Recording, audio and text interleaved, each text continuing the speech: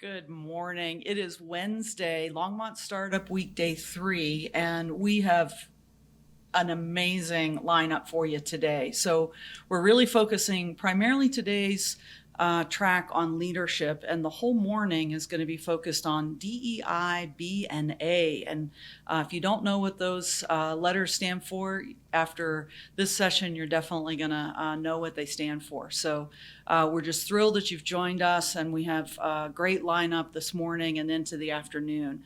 I want to make a special shout out to Lori Jones and Lisa Metzinger for helping all the behind goes on for Longmont Startup Week, and many others that have really made possible these talks. So I'd like to introduce myself. I'm Beth Smith. I'm the CEO at Sticker Giant. I'm also founder of Boulder Mindful Living, and I'll be hosting this morning and helping. So we do have chat available if you've got questions. I'll be doing my best to get those over to our panelists and our presenters so we can get your questions answered.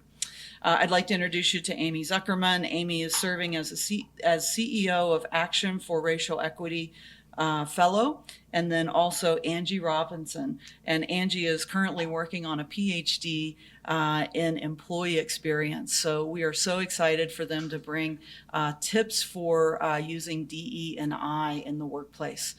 So over to you all. We're so excited to hear your presentation. Thanks, Beth. So together, we're going to be sharing stories and some principles around what we're calling our top tips for managing diversity, equity, and inclusion.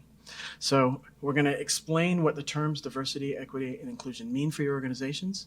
And we'll also cover some concepts that may be new to some folks. And we are sharing the stage. Beth Smith is a friend of mine and asked me to present this lecture. But being conscious of being a white person, it's really important that we white folks share this stage or even get off the stage when talking about diversity. So I called up my friend Angie here, and she graciously agreed to do this, but then she said, come on back and share the stage with me. And so we're going to do it together. Great. So that gives us hopefully more perspectives on our presentation and a better all around presentation and what we're going to be sharing with everybody today. Great. Thanks, Amy. So let's go ahead and get started. This picture, you'll see in a second, the cover of our presentation. It's one of my favorite pictures. Let's see. Yeah, there it is. There we go. So you'll notice here, this is what I visualize when I think about diversity. So many workplaces back in the 40s and 50s looked just like this.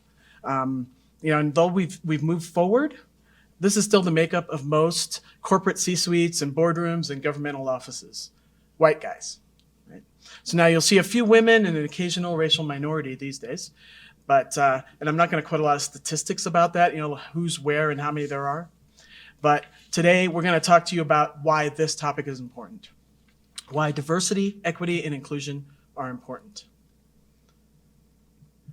So as business people, you should know that according to recent research by McKinsey, the most diverse businesses are now more likely than ever to outperform less diverse companies in terms of profitability. Okay? The more representation, the greater probability of outperformance. Additionally, in the finance sectors, healthcare, and in technology, around a third of all comments that were made by employees were around diversity and inclusion. So the employees that are the most engaged, that are responding to those surveys, are talking about diversity and inclusion. So that's why diversity is key to your success. It'll provide you with a competitive edge and help you attract the best employees. And besides, it's the right thing to do. And by the way, it's not always easy to tell whether someone is concerned about diversity or not. I regularly meet multiracial couples or parents of gay kids or kids of gay parents. You can't tell by looking who might be aware of things like non-discrimination policies. Oh, and what's that? Okay, what's a non-discrimination policy? Well, my answer to you would be, if you don't already have an internal HR professional or an external HR consultant, get one. They're going to provide you with the HR basics. They're going to help you understand, more about how you set up all your regular HR stuff, as well as some of that diversity issues that are out there. But today we're going to talk about diversity, equity, and inclusion and help you understand more about that landscape. Keep in mind there are lots of other free resources out there, lots of online articles from organizations like McKinsey, Harvard Business Review, Qualtrics, Society for HR Management, a lot of places to find out more about those HR topics as well as diversity. So we're going to start with a few definitions.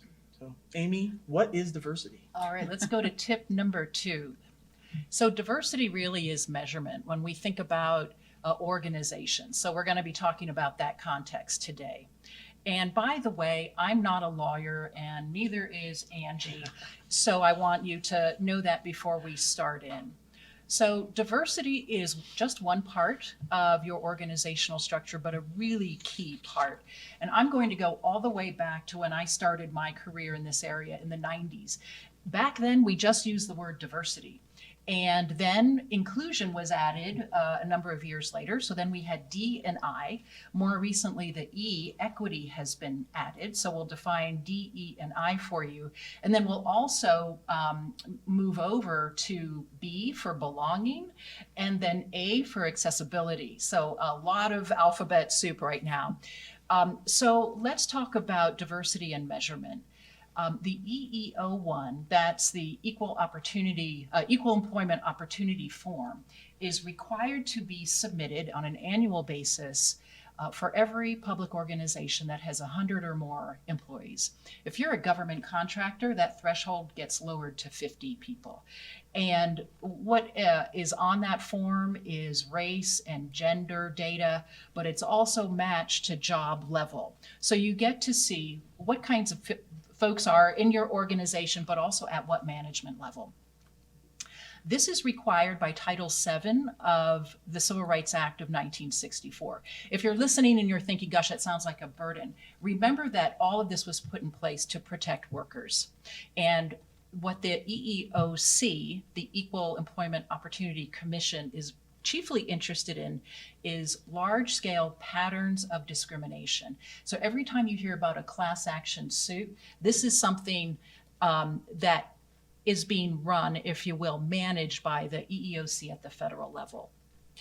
For our listeners and for our audience, you can benchmark your organization. Now, companies aren't required to share their EEO1 form on an annual basis, but a number of companies think it's a good idea. It'll raise their public profile if they do share that information.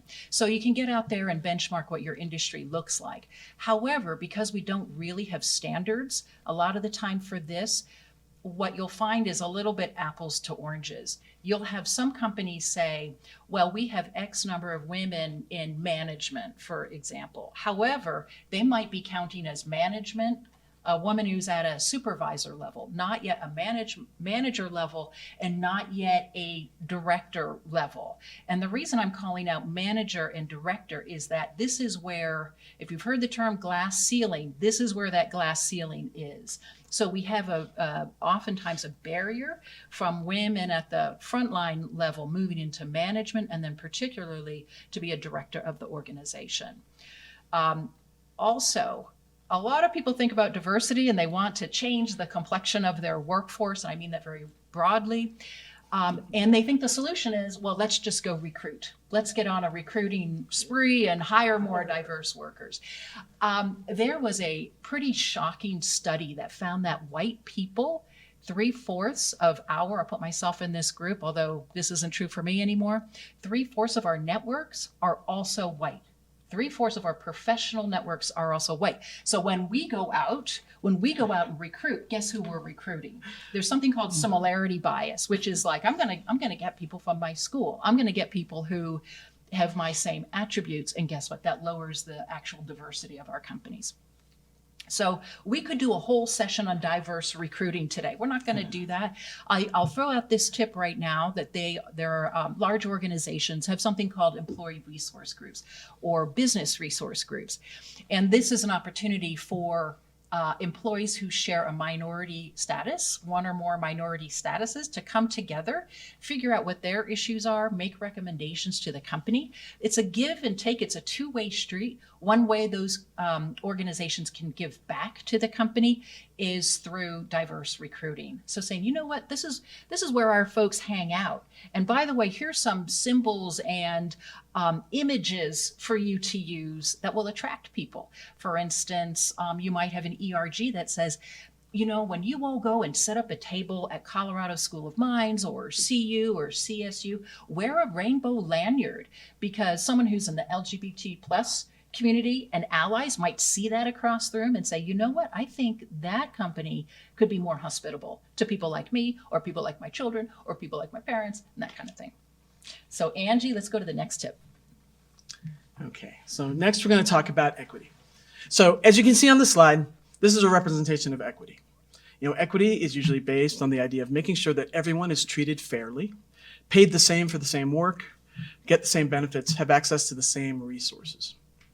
But there may be training, language, or other differences that still result in staggered outcomes for different groups and individuals. So I've worked for a number of companies that have provided those ERGs, employee resource groups, to the staff. And those groups, as Amy was saying, they form around those DEI identities. So it's not a chess club or Toastmasters, right? These groups are formed with the intention of furthering that identity group, providing company resources and support, usually meeting on company time, with a basis in education, dialogue, and understanding. ERGs are great. But what has also been true every time, especially in places like Longmont, is that the women's groups will have 100 to 200 women in them, some of them with serious positions and titles like VPs and lots of directors and a bunch of C-suite people. Meanwhile, the gay groups and the people of color groups might have 10 to 20 participants, and usually no directors or above in the general membership. So the difference in power, influence, leadership skills, business knowledge, and political savvy is huge between the two groups. You know, the women are able to network directly with the high flyers and get to know them personally, form friendships and mentorships. All kinds of good relationship juju is available to them. So we might introduce helpers into the situation. So for example, each ERG will have at least one executive sponsor. Perhaps other executives who participate and provide support and air cover that wouldn't necessarily be there in the general membership. So that helps a lot. It's not the same as having a VP as a general member, but at least those resources are available and are participating with the group. And the group members now have access to at least learn about those skill sets and are able to benefit from some of the political influence.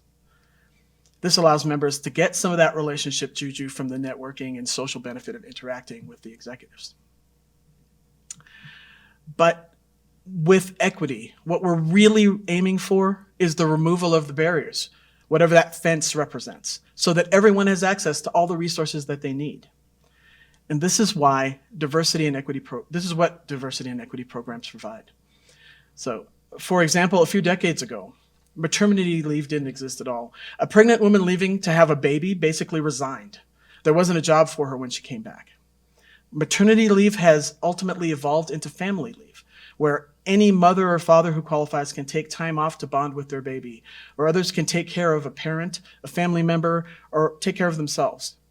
So an idea or proposal that may start with a somewhat narrow scope can evolve over time so that barriers are removed for everyone. That's the goal. Amy? All right, I'll take tip number 4, which is around inclusion. So now we're covering the I. Inclusion really means belonging. And I'd like to share a story about a time where I didn't feel like I belonged. I joined a new team, and my manager had me put together a PowerPoint slide with pictures of my life so that I could introduce myself to this global team. And I put my same-sex partner as part of that slide, picture of us together. And before my manager sent it out to the global team, she took the picture out. She took the picture out and sent it out. And, you know, frankly, she apologized to me, like, I'm sorry I took that out, but, you know, and in the long view, as it turns out, there was someone else gay on the team over in Thailand. And so assumptions about cultures and acceptance, we have to be really mindful about that. So for managers and leaders and folks starting up their companies, be really aware of censoring your own employees, because unfortunately it really reflects your own fear, your own nervousness, your sense of, am I going to be accepted? When your employees might just be ready, and be looking for that inclusion, be looking for that sense of belonging. Google did a really important study about teams. They're looking at what are the factors that make the best teams. What they found was the key ingredient for great teams was this thing called psychological safety.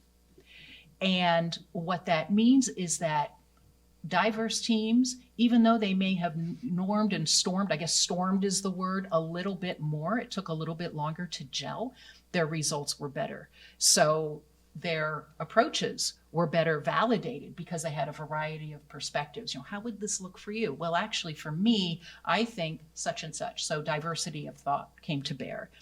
Also, they created tighter bonds under pressure. So when a customer complained, for instance, they could problem solve. And they also helped each other out more. When someone was in a crunch, needed to stay late at work, they're more likely to stay with each other and help each other out. So psychological safety. One thing, another term that comes to bear here is attrition.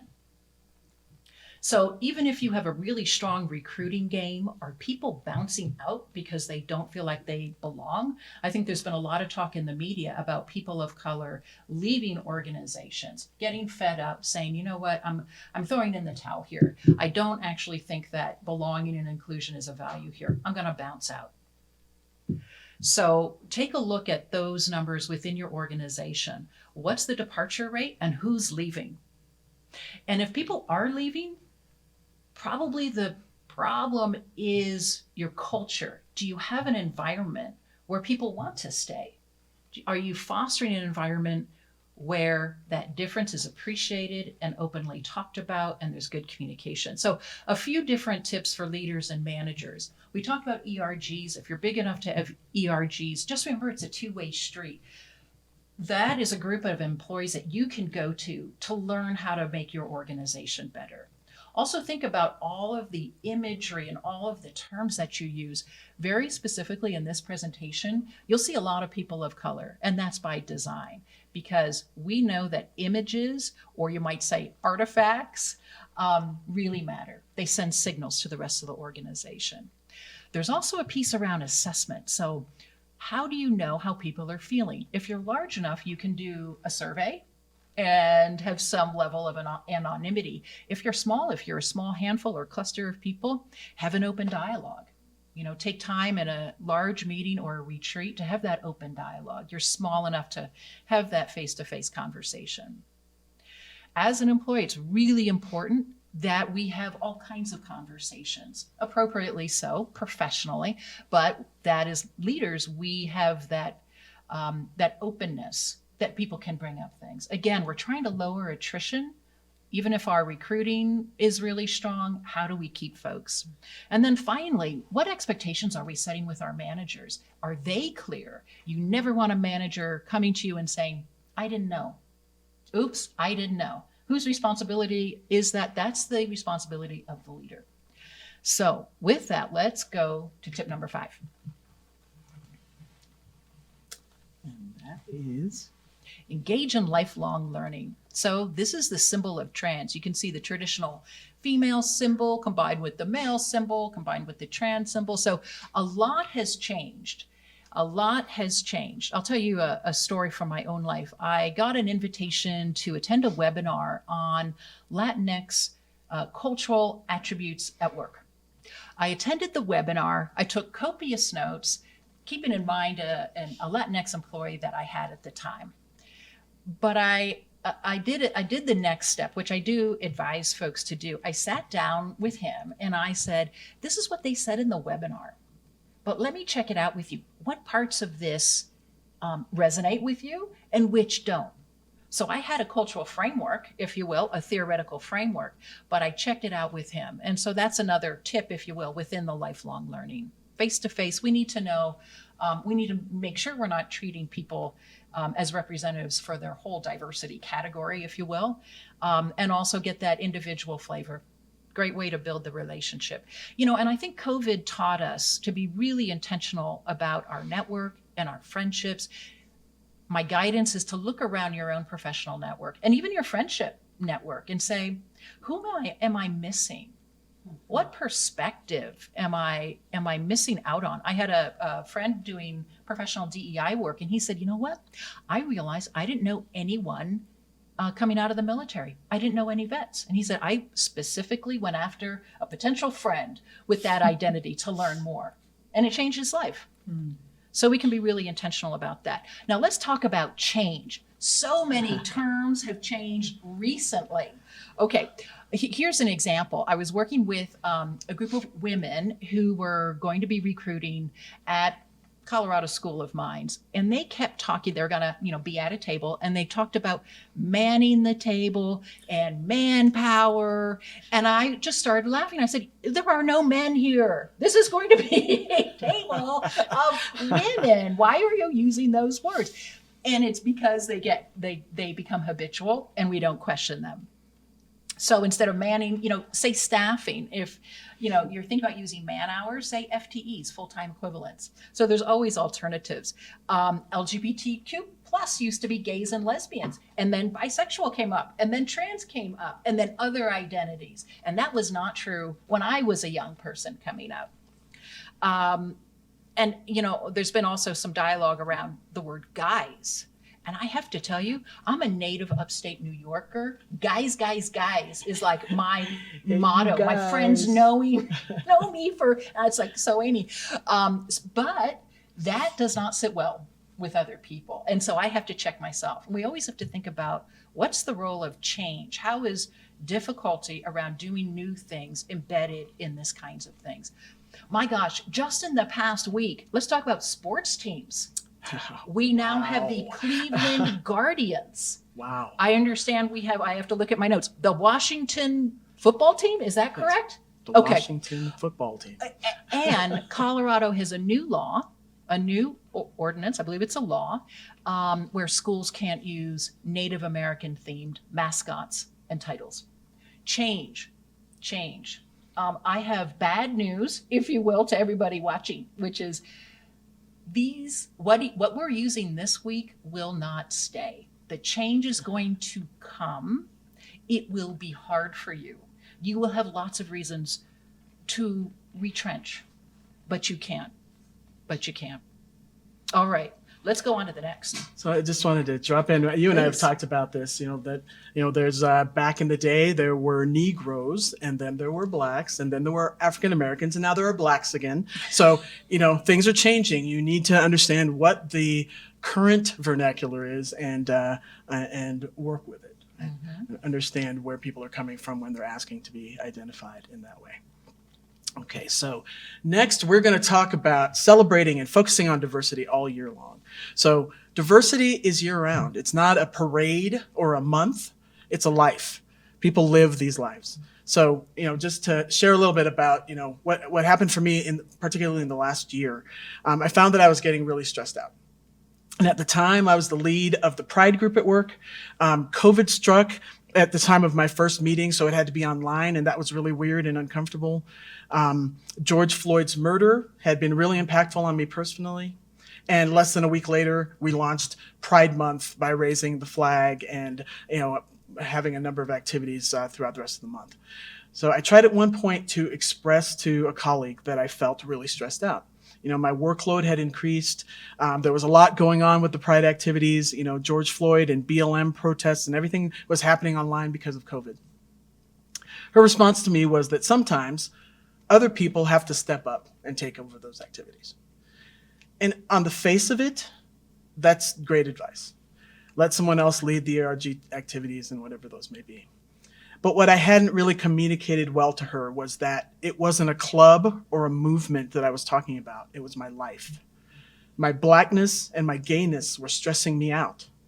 It wasn't the Sierra Club or Save the Whales, both incredibly worthy organizations.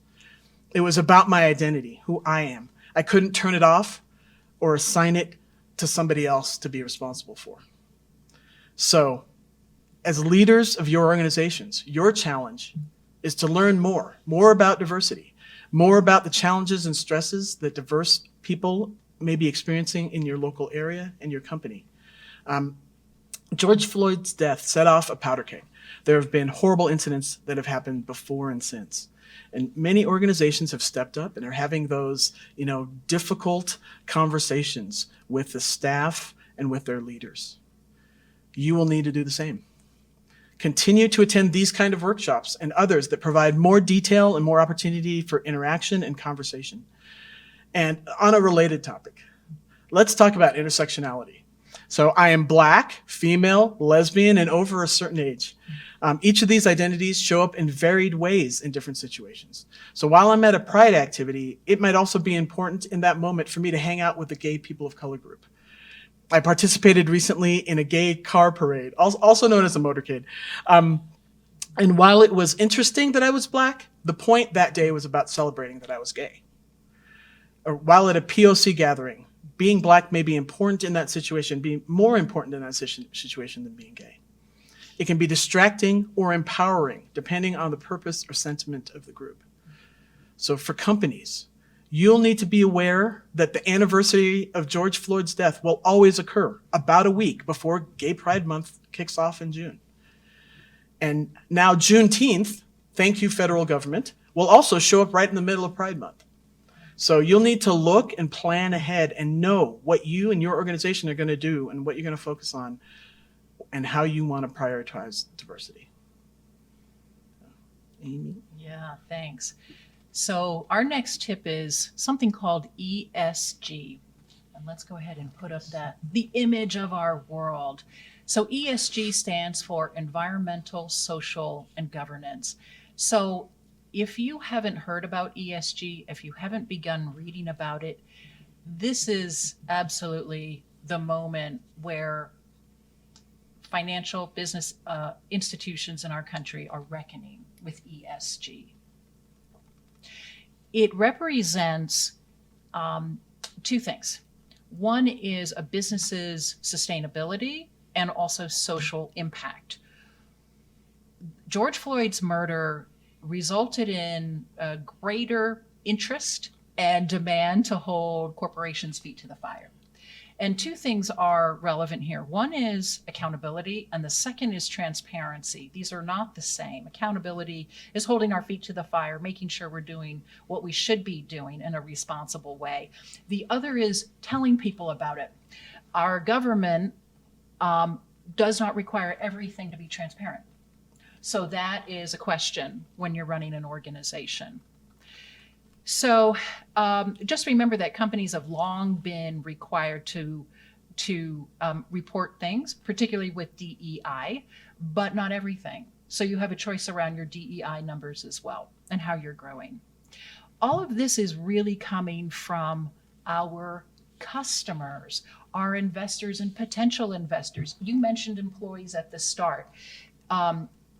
So many people in our ecosystems are asking for the same pieces around business sustainability and social impact. So let's kind of break this down. Why the E, why the S, and why the G?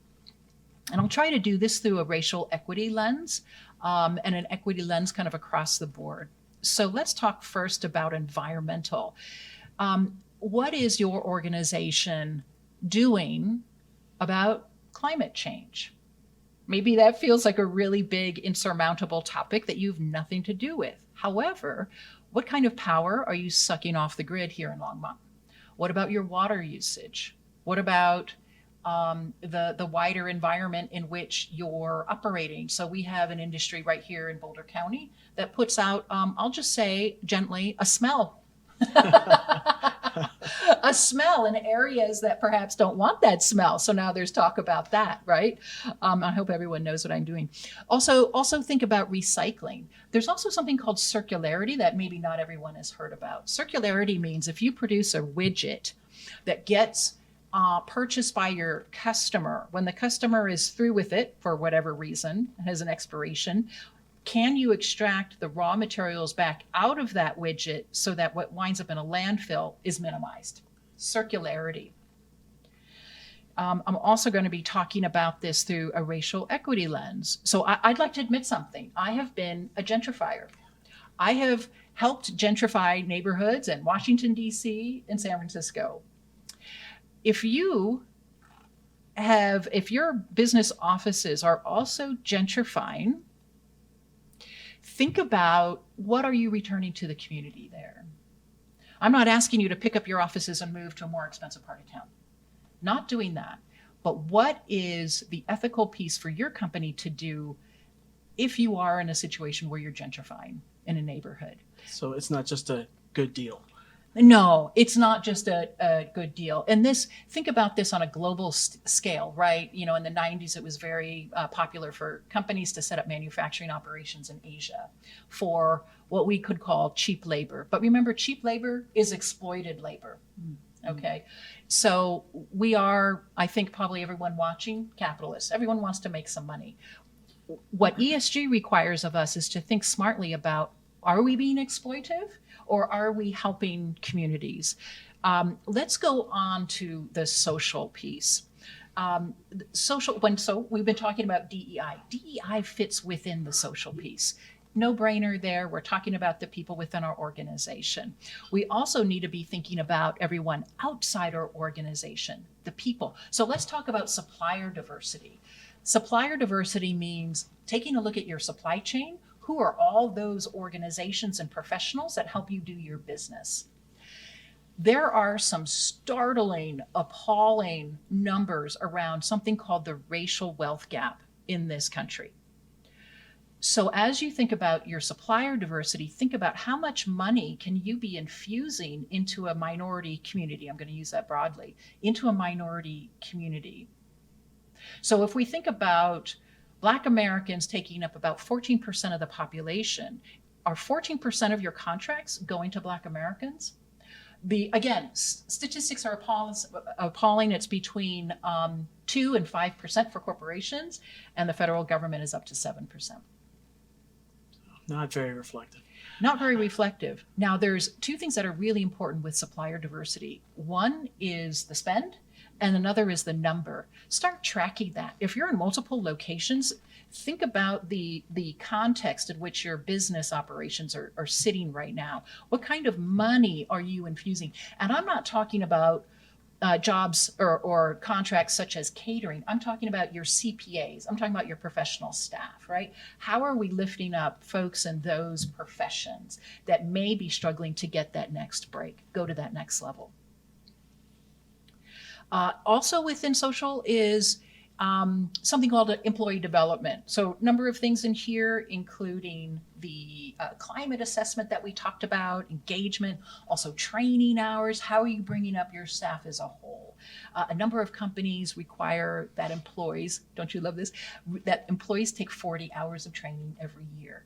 Now, great for the employee to have that opportunity, but just as great is the benefit to the organization that all of the staff are sharpening their skills. They're getting certificates. They might be getting additional degrees. They might be getting sponsored by someone within the organization. They may be mentored. They might be on a temporary assignment. I've worked for an organization that almost like had an internal job board where you could go and try, work on a project for like 10 hours a month and learn something new. And maybe go over there, and the organization was cool with that mobility. Employee mobility is getting to be a bigger and bigger thing. So I want to wrap up with governance. So governance is how you run your organization in an ethical way. Boy, data privacy of your customers falls into this, and this is a lightning rod, and it should be for all of us, and I know for our federal priorities as well. Also within governance is everything to do with ethics. So think about your training around anti-corruption, anti-bribery, nepotism, all of those pieces that if violated, you've got some ethics issues. You might also think about a number of organizations have ethics hotlines. If you see something, say something. And the organization has to have the climate where a complaint that gets brought up by anyone in the organization needs to be taken seriously. I have worked in an organization where the ethics hotline went to the board of directors. They found out about it. But think about the ESG, the security of that and the strength of that in that context. Also, code of conduct. So we've talked about DEI. Code of conduct is absolutely key. And non-discrimination, you brought that up at the beginning. There are some just beautiful human rights focused codes of conduct and non-discrimination statements that not only cover what we call the federal protected classes, including pregnancy, gender, etc. Here in the state of Colorado, of course, we have gender identity and gender expression included there. I have seen one that included not only political affiliation, but presumed political affiliation. You can't discriminate on if someone is part of a particular political party or none at all, or an independent. I think about a third of Colorado is registered independent, so we have to keep that on our map. All right, so let's talk about the reporting, ESG. Scan your brain right now and think about all of the public reporting you do. So this could be your 10K. Are you big enough to do a global annual report at this time? And you can celebrate your accomplishments in ESG through that. There's movement at the SEC through our Attorney General, Merrick Garland. He's a big proponent of more disclosure coming. And again, what this will do is provide some more standards that haven't existed to date. There's a new ISO standard around what's called human capital. It is recommended, it is not required, but watch out for that because that's probably coming in the next year. So more and more transparency, not only the accountability piece, which we all should have been doing all along, but now comes the transparency piece. And remember, everyone in your ecosystem, your different stakeholders are going to be asking about that. Not only your investors and potential investors, but your board of directors should absolutely be on this kind of stuff. There's also global standards within your own industry, which you may already be following and adhering to, but that is part of that external measurement. So I'll stop there with the more structural pieces and move on to the next tip. So the next tip ties right in with that. Know and communicate your brand. So just a little bit more personal storytelling. My first internship was working for the Sierra Club in San Francisco. My first adult job was working for a small company that installed solar systems and educated low-income homeowners and renters on energy efficiency and weatherization for their home. My third adult job was with a woman-owned organic produce wholesaler. So what's the point here? Many of the things that the hippies were fighting for are now the things that millennials have come to expect. So that we should all get the same pay for the same work, that no one should be discriminated against for any reason, that we all share the same rights and responsibilities as human beings on this planet. And we're all looking for that to match up with our employers.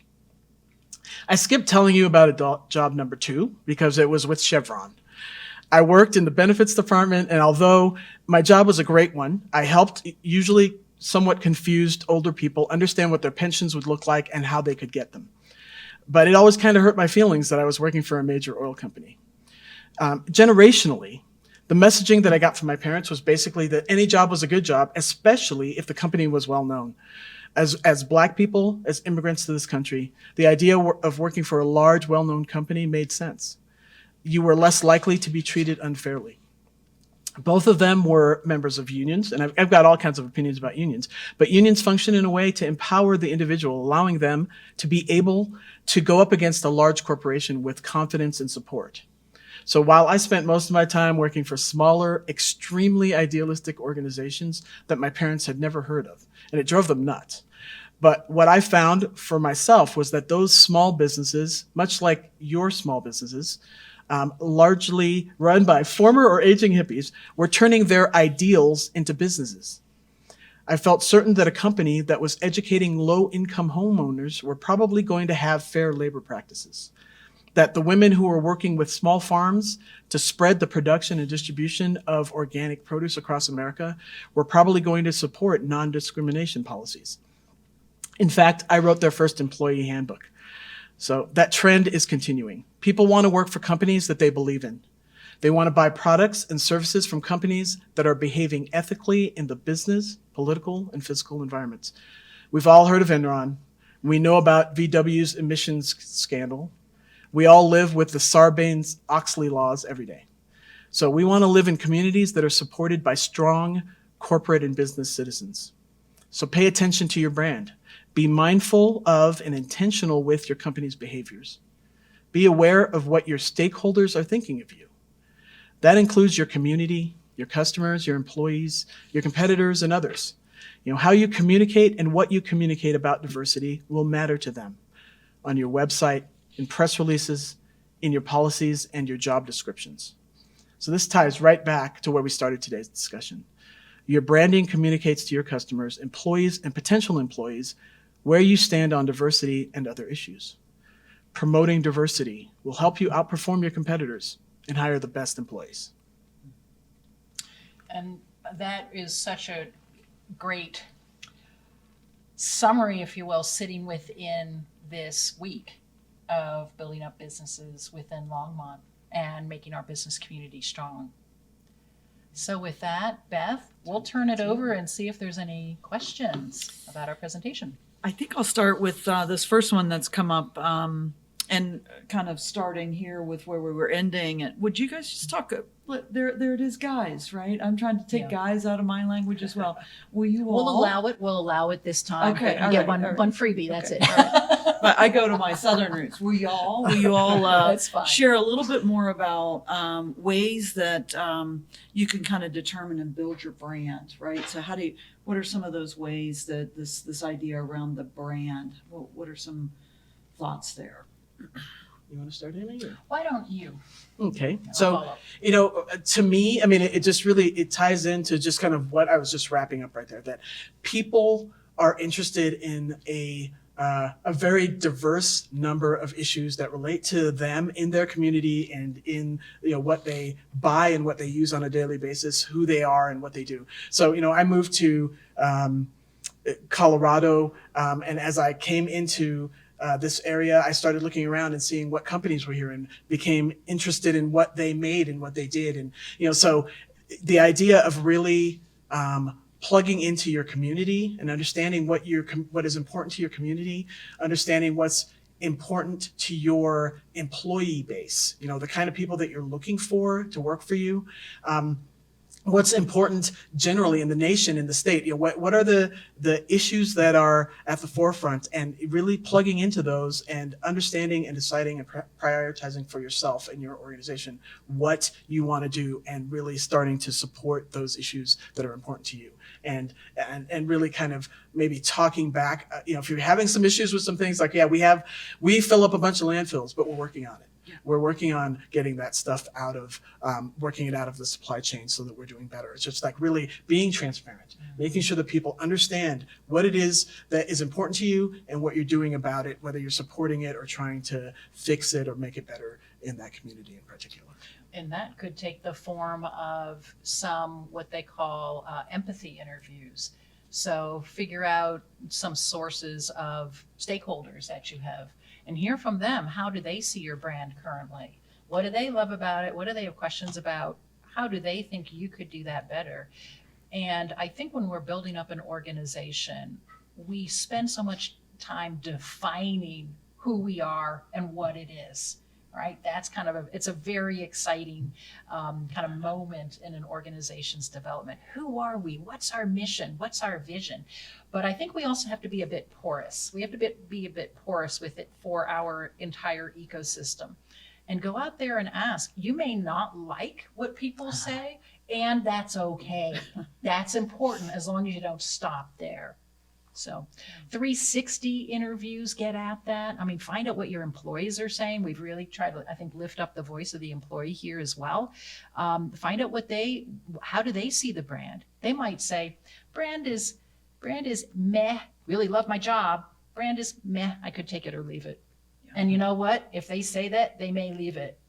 Right. And that might be Right. okay for you, but it might be really hard. Again, people bouncing out. And again, who's bouncing out? I think what it brings up for me, just listening to you both, is how much courage it takes to step into starting a process, right? It's like that in life or in business, the courage to just get started, knowing that those early steps are probably as important as the bigger steps you'll be able to make further down the line. Those early courage movement that you get going, that's really, really important across all of the different aspects of what we're talking about. I'm going to guide us back to where we started, and a miss on my part. So we started with introductions, and I had intended to say let's use our gender markers as we introduce ourselves, and I didn't do it. So I'm going to guide us right back there. Cool. With courage to say we missed something. And my gender pronouns are they, she, and I'm in a whole process around learning how to incorporate that, right? So I'd love to give you an opportunity to identify yourselves with your gender identity. And then also, as you're doing that, talk about why it's important, right, as allies, as I see you as people with different gender identities, why allyship is so important in everything that we're talking about. I think you hinted about it, but I'd love to hear you talk about the importance of white allies and LGBTQ plus allies. Yeah. Okay, well, I'll jump in here. So my pronouns are she, her, hers. Allyship has become more critical than ever, I think. Something that I recall happening shortly after the George Floyd murder was that people within my organization stepped up immediately. And it was the first time in my lifetime that somebody stepped up immediately and said, that was wrong. We don't know what's going on. We don't know what to do. We don't know how to handle this, but we have to say, we saw it. We know it happened. We know it's wrong, and we're going to try to do something about it. And that was major. That was like, it blew my mind, right? That it was exactly the time for allies to step up and say something. Just, even if they didn't have solutions, and it was probably better that they didn't come in with solutions, but that they were really considering that, something wrong happened here. We are broken, and we're going to step and do something about it. So I think that's, allyship is often, can be active. It can be, waving a flag at the parade. It can be marching in the parade. It can be helping plan the parade. It can be, many different aspects of participating with marginalized groups and minority groups. But I think also one of the biggest, there are kind of, to me, a couple of components. One of them is around education. Make sure that you are not barging in guns blazing because you know exactly what to do and how to do it. That can set us back decades, in fact. And then that the other thing really is about allowing the people, the actual DEI people to lead. But be there listening, supporting, understanding, asking intelligent questions because you have actually educated yourself somewhat. So you're not starting from square one asking, why can't I touch your hair? Kind of questions, right? You're coming in a little bit more prepared to have intelligent conversations, but you're not trying to lead them and run the group and those kind of things. And I hope I answered that question. Yeah. I have a lot to say about it, but My pronouns are she, hers. And allyship, I'm coming out of the 90s with my definition, which was allyship is an active principle. To say that you're an ally is not really an action. It might, well, I don't know. I'm going to go back and forth on that. I also think that the notion of allyship, I'll use some academic term here, is being interrogated right now. My hope is that we don't have to talk about allyship because we live in a society. I wore my Dr. King shirt. We're living in a society closer to Dr. King's ideals. Right now, it is important to partner with people. Some reflections on the past years. I think there are signposts over the last 4 or 5 years, and everyone has a few that really touched them and perhaps changed their life. One thing that changed my life was when the Muslim immigration ban came down. Muslim travel ban, excuse me, even more severe. And you know what happened? People filled the airports. And there was a man in LA who held up this crude sign on a piece of cardboard paper, with a marker that said, "Not today, Satan." And you know what? That had such a big impact on me. Who wants to go to the airport if you don't have to? And the airports were just filled with people. And I thought that was such a beautiful showing of humanity. And I think with the demonstrations that happened over the past year and a half, you know what? White people showed up in really big numbers. So great, let's all celebrate that. But you know what I've heard from colleagues is, where were you before? And we need more of you. Recently on LinkedIn, someone posted a picture from the 60s of a lunch counter sit-in.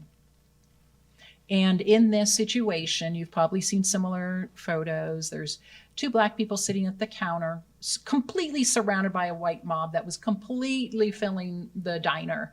Between them was a white woman. And behind the white woman was a white man hovering over her, pouring an entire salt shaker on her head, or entire sugar shaker on her head. And, someone, it was a white colleague who posted it and said, or maybe it was a Black colleague, I forget, who posted and said, you know what, our white allies have been here all along. And you know what the next comment was? We need more of them. Mm-hmm. So there is no rest, I think. I think we have to have a really strong sense, and maybe this is where the bravery comes, Beth, is to really know internally, where does our compass point? Because if we have that alignment, the actions are just the actions. The actions are, it's a no-brainer. I think about times in my life where I just said, you know what, I just need to go do that. I didn't ask anybody. I didn't say, hey, will you come down to the Capitol and, testify in front of our state legislature about Columbus Day? I just did it. People are like, well, where were you today? I said, I'm down at the Capitol. Oh, really? Yeah, I just felt that need and I went. Don't ask permission, just do. Be in alignment. And it comes easy. Don't brag about it afterwards. I certainly didn't do that. But I think that's where the actions come. I mean, if someone wants to call you an ally, that's fine. But I think we need to work toward a much bigger vision for our society. Yeah.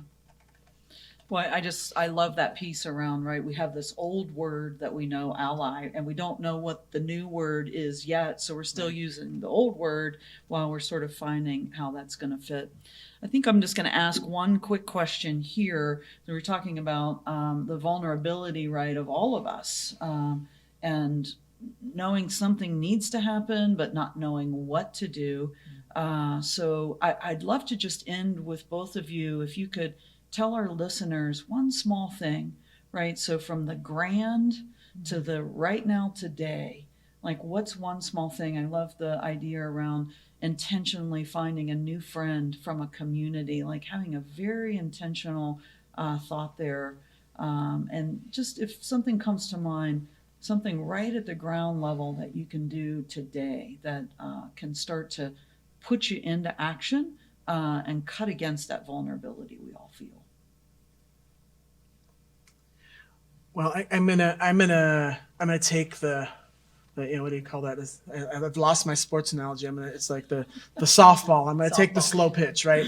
I think that probably the most important thing that people can do right now today. It's like we Google every darn thing else. Start looking for resources that you can count on, that are trusted resources for yourself that you can learn from, kind of before you start kind of fumbling around out there. Just kind of find some ways to enrich yourself and to understand for yourself what's going on, what you see happening, who are those trusted resources, who are those people that you can go to and kind of say, what was that? I didn't really understand what happened. Just kind of find resources for yourself to strengthen your own knowledge around diversity issues, and particularly locally, because they're different in everywhere. You can't look at what's happening in Minnesota and understand what's happening in Longmont. You need to understand what's happening locally. So Amy, just a brief response from you as we sort of round out our time here. There are diverse chambers of commerce right here in Longmont. Great place to diversify your supply chain and potentially even recruit new members to your organization. Beautiful, wonderful. I think you guided us right back to lifelong learning and being involved in your community as well. So appreciate you both so much. Thank you for all the work you put into preparing and sharing how we can be more conscious around so many avenues of DE&I. So if you'll stay tuned, we have Marty Moore coming up next. She's the director of Out Boulder County, and we're going to have a lively presentation from her. So we'll look to see you back here in just a few minutes.